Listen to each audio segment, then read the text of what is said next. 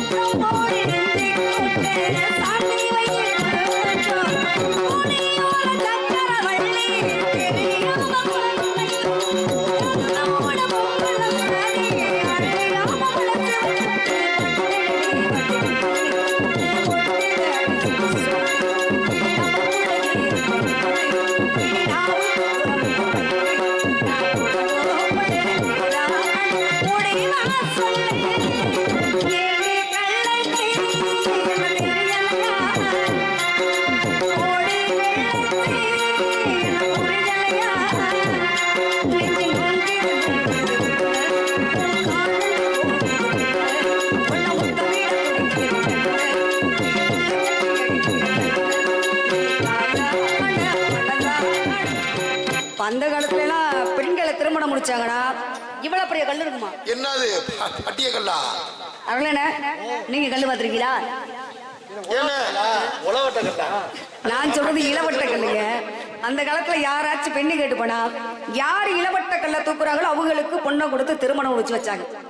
இந்த காலத்துல இளவட்ட கல்ல தூக்குனாதான் பொண்ணு கொடுப்போம்னா எத்தனை பேருக்கு கல்யாணம் நடக்கும்? அதானே கல்ல தூக்குறதுக்கு முன்னாடி பொண்ணை தூக்கிட்டா அதானே காரணம். ஏன்னா தமிழ்நாட்டில் பிறந்த இளைஞர்களா சாதாரண இளைஞர்களா இரண்டாவது தங்களோட வீரத்தை காமிக்கணும் அப்படின்னா ஜல்லிக்கட்டு காளை அடைக்கு ஓட தங்களோட வீரத்தை காமிப்போம். மூன்றாவது வீர விளையாட்டு கபடி. காளை அடைக்கிறீங்களா?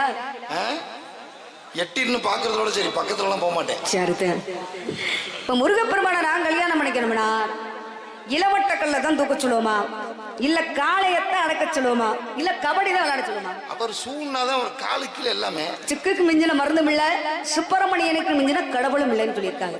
அப்ப தமிழ் கடவுள் முருகப்பெருமான் அவர் பார்த்தாலுமே இப்ப இடும்பனாகப்பட்டவர் அசுரன் தான். இன்றைக்கு பழனி மலைக்கு போனோம்னா முதல்ல இடும்ப மலைக்கு போய் இடும்பனை சாமி கும்பிடுறதா, இரண்டாவது முருகப்பெருமானை பார்க்க போவோம். அப்ப இடும்பன் அசுரனாக இருந்தாலும் அவனோட ஆணுவத்தை அழிச்சு பக்கத்துல வச்சிருக்காரு. அதே நேரத்துல சூரபதுமனை சூர சம்ஹாரம் பண்ணாது திருச்செந்தூர்ல. ஆனா சூரபதுமனை அவரு கொல்ல கிடையாது, ஆணுவத்தை மட்டும்தான் அழிச்சிருக்காரு. அப்ப முருகப்பெருமான் கருணை கடல்னா அவர் தான். அப்ப எனக்காக மனம் இறங்கி வருவாரு. என்னோட மனசை கல்வனா வந்து திருடிக்கிட்டாரு. திருட்டு போய எங்களை போய் இப்படி திருட்டு போய் சொல்லலாமா? நான் போய் இதை போய் உங்களை சொல்லுவேனா? முருகப்பெருமான் என்னோட மனசை கல்வனா வந்து திருடிக்கிட்டாரு. ஒரு நாடக சிறப்பான முதல்ல ஒளிபெருக்கி, இரண்டாவது பக்கமேளம், மூன்றாவது ஒரு நடிகருக்கு முகம் பார்க்கும் கண்ணாடியார்னா ரசிக பெருமக்கள் நீங்க தான். நீங்க இல்லாட்டி நாங்க கிடையாது.